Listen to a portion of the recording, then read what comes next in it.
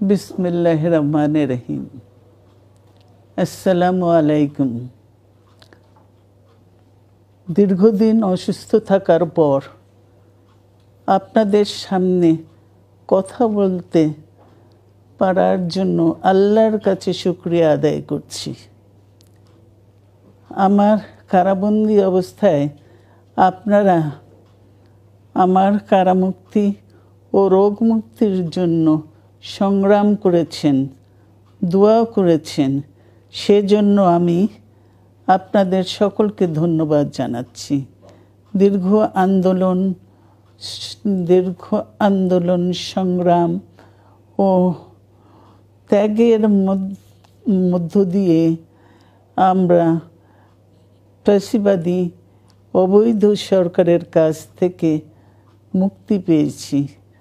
আমি আন্তরিক ধন্যবাদ জানাতে চাই আমাদের বীর সন্তানদের, যারা মরণপণ সংগ্রাম করে এই অসম্ভবকে সম্ভব করেছে।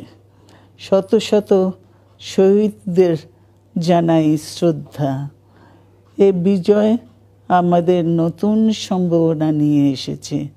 দীর্ঘদিনের নজিরবিহীন দুর্নীতি, গণতন্ত্রের ধ্বংসের স্তূপের মধ্য থেকে আমাদের নির্মাণ করতে হবে এক সমৃদ্ধ বাংলাদেশ। ছাত্র তরুণরাই আমাদের ভবিষ্যৎ।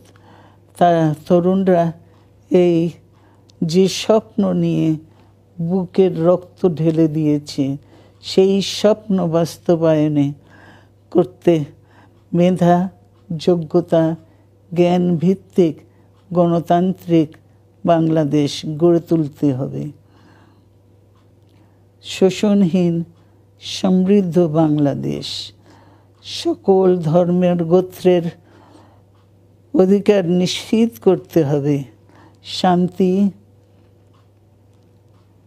প্রগতি আর সাম্যের ভিত্তিতে আধুনিক বাংলাদেশ নির্মাণে আসুন আমরা তরুণদের হাত শক্তিশালী করি।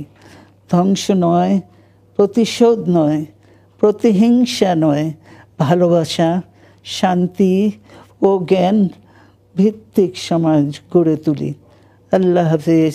বাংলাদেশ জিন্দাবাদ।